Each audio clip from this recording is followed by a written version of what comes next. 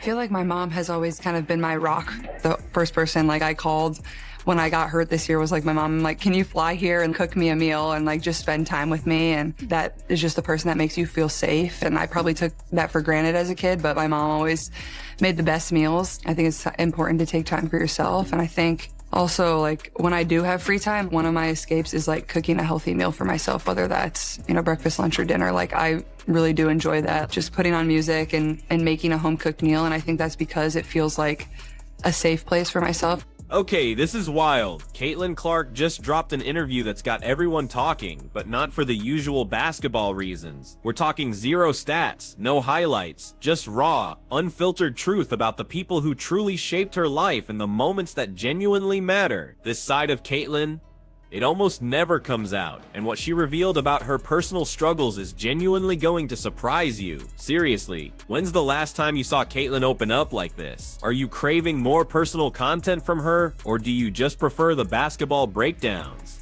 Drop your thoughts in the comments below, because when Caitlin sat down with Glamour and Eli Lilly, it wasn't just another corporate event. This might be the single most important thing she's done all off-season. No clinics, no forced smiles. This was Caitlin finally letting us see who she really is when that jersey comes off.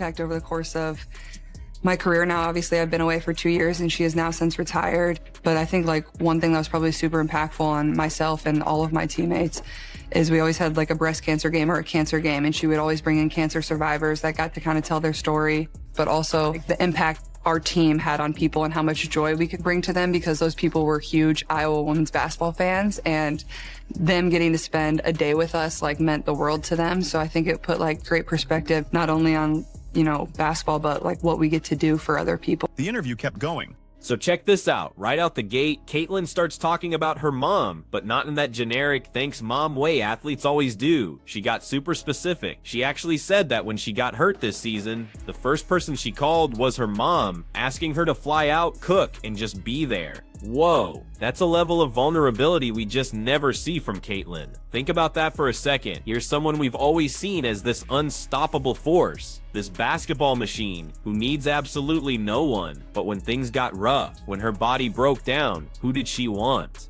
Her mom. That's human, that's real, and honestly, it's exactly the kind of content fans have been begging for. She even talked about how her mom always made the best meals, and how that became her ultimate safe place growing up. Now, when Caitlin has rare free time, she cooks for herself. She puts on music, whips up home-cooked meals, because it takes her back to when life was simpler, before the pressure, before the expectations, before millions of people had an opinion about everything she did. See, that's the stuff people actually connect with, not her three-point percentage, not her assists per game. It's the fact that she finds comfort in cooking, just like her mom used to cook for her. That's what makes someone relatable, instead of just another athlete. I think my partnership with Lily, more than anything, first of all, they care about women's sports, which is incredibly important to me. And now getting to play in Indianapolis and them being based here, it feels like a pretty natural partnership.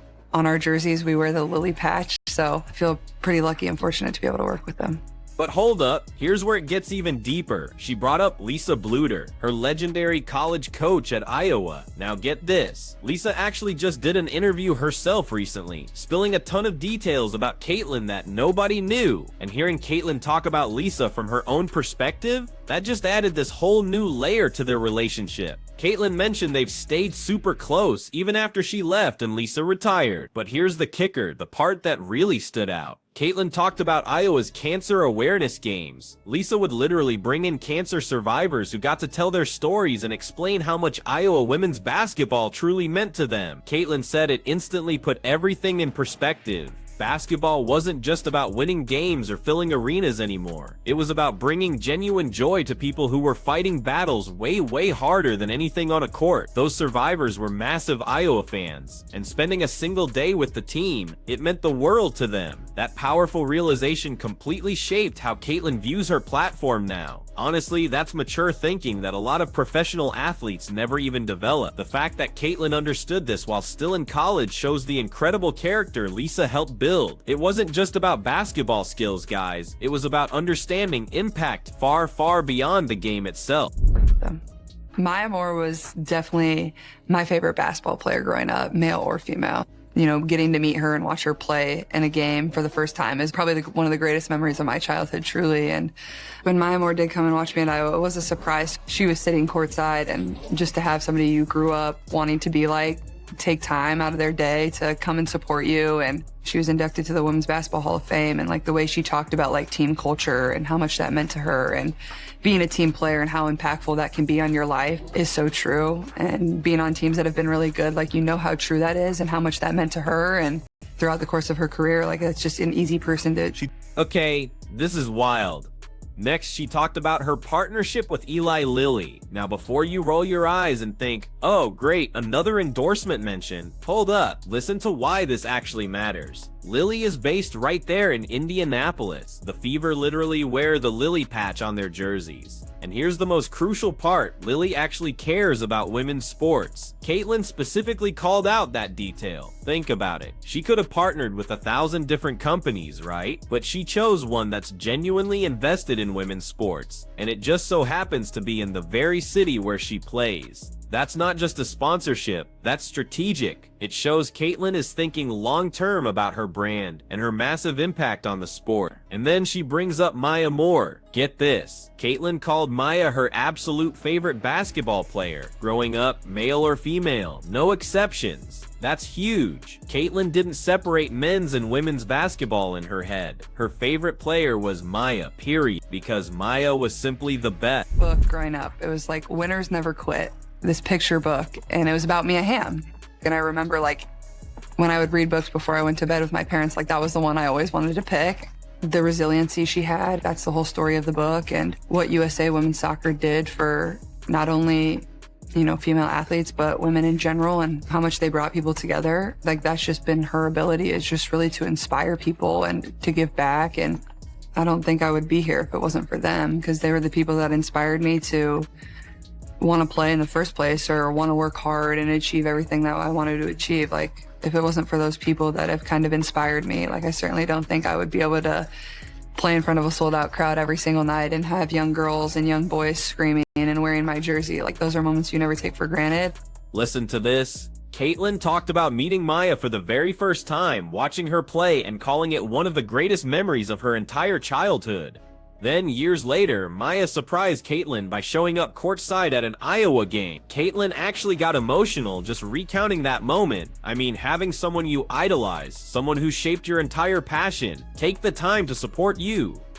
That hits different, right? But here's the real takeaway from the Maya Moore story. Caitlin talked about Maya's Hall of Fame induction speech. Maya spoke all about team culture, being a team player, and how utterly crucial that was to her career. Caitlin said it resonated so much because she's been on truly incredible teams, and she knows how true that is. And that, my friends, is Caitlin acknowledging that individual success means absolutely nothing without the right people surrounding you. Let's be real, that's a pretty subtle but powerful shot at how the Fever handled things this past season, even if she didn't say it directly. We're talking the mess with the coaching situation, the roster decisions, how they managed her workload and role on the court. Caitlin's been super diplomatic publicly, but comments like these, they reveal how she truly feels. She values team culture above everything else, and when that culture isn't right, it absolutely crushes performance. The Fever front office, they should be taking serious notes right now. Okay, this is where the interview got really personal. She brought up Mia Hamm, and you guys, Caitlin's favorite book growing up was this picture book about Mia called Winners Never Quit. Every single night, her parents would read it to her before bed, and that book, it was all about resilience, about getting back up when you get knocked down, about never quitting no matter how impossible things feel. What blew my mind was how she said that book literally shaped her entire mentality, and when you look at her career, all the adversity, the criticism, the insane pressure, you can absolutely see that lesson playing out in real time. Plus, she gave a huge shout out to what the US women's soccer team did for all female athletes, how they inspired an entire generation. Caitlin openly admitted she wouldn't be where she is without those pioneers, the ones who made her want to play sports in the first place. That's a massive acknowledgement of the shoulders she's standing on. She gets that she didn't create women's basketball's popularity. She's benefiting from decades of relentless work by women who paved the way, but she also completely understands her responsibility to keep building that legacy for the next generation. The interview wrapped up with Caitlyn talking about playing in front of sold-out crowds every single night with young girls and boys screaming her name, wearing her jersey. She said those are moments you never take for granted, and you could feel she truly meant it. Honestly, this entire interview was Caitlyn finally showing us a side of herself that's been largely missing from public view. It's the human side, the daughter who absolutely needs her mom when things get tough, the player who cooks to feel grounded, the person who genuinely understands her platform is way bigger than just basketball. And get this is exactly what fans have been begging for. People are tired of the corporate Caitlyn who just shows up to events, smiles for photos, and says absolutely nothing interesting. They want the real Caitlyn, the one who has thoughts, feelings, and struggles, just like every single one of us. The criticism Caitlyn's faced this offseason has been valid. She has been too quiet, too removed, too focused on brand deals and business moves, while seemingly ignoring the incredible fan base that built her up. So this interview, it's a huge step in the right direction. But let me break this down for you. It has to be the beginning, not just a one-time thing. Caitlyn needs to do more of this. More interviews where she truly opens up, more social media posts that show off her personality, more genuine engagement with fans who desperately want to feel connected to her. The distance she's inadvertently created between herself and her supporters is hurting her brand, whether she realizes it or not. I mean, her highly anticipated Nike shoes drop in a few days, and yes, people should absolutely support them. But here's the thing, support is a two-way street. Caitlyn needs to give fans a deeper reason to stay invested beyond just buying merchandise. What's even more insane is how the Fever handled her this season. They added muscle to her frame when she clearly didn't need it. They took her off the ball in ways that just made no sense, and they made decisions that felt more about control than actually putting her in a position to succeed. Caitlyn has to go back to what made her great, not just physically but mentally. She needs to reconnect with the pure joy of the game. Maybe that means spending time back at Iowa, training where she became a superstar, going to Iowa games and remembering what it felt like when basketball was fun, instead of just a business. This interview gave us tantalizing glimpses of that Caitlyn, the one who plays because she absolutely loves it, not because contracts and endorsements demand it.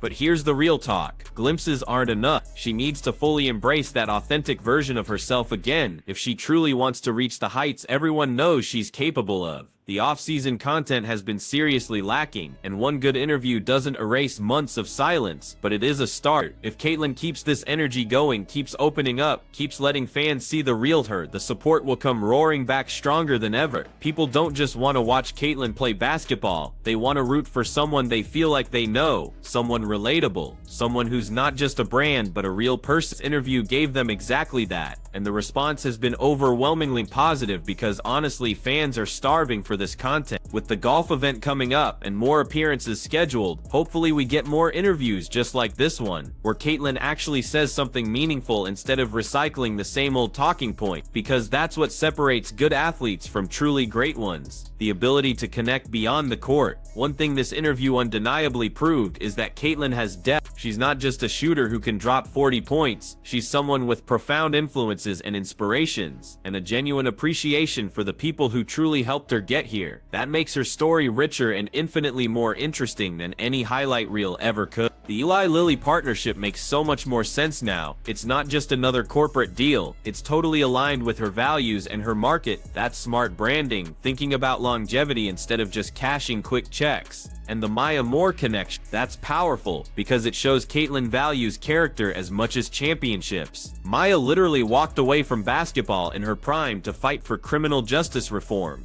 That's the kind of person Caitlyn looks up to, someone who used their platform for something monumental. A Mia Hamm influence? That perfectly explains Caitlyn's absolutely relentless competitive fire. That book about never quitting became her personal philosophy, and when you watch Caitlyn play, you see it. She doesn't quit, even when she's exhausted, even when her team is down, even when critics say she's overrated. She just keeps fighting. This interview honestly needed to happen months ago, but hey, better late than never, right? If Caitlyn keeps this momentum, keeps being authentic, keeps showing fans who she really is, the narrative around her will absolutely shift. People will remember why they fell in love with her game in the first place. Caitlin Clark just gave us the realest interview we've seen from her in a long time. This is the content we've been waiting for, and hopefully it's just the beginning.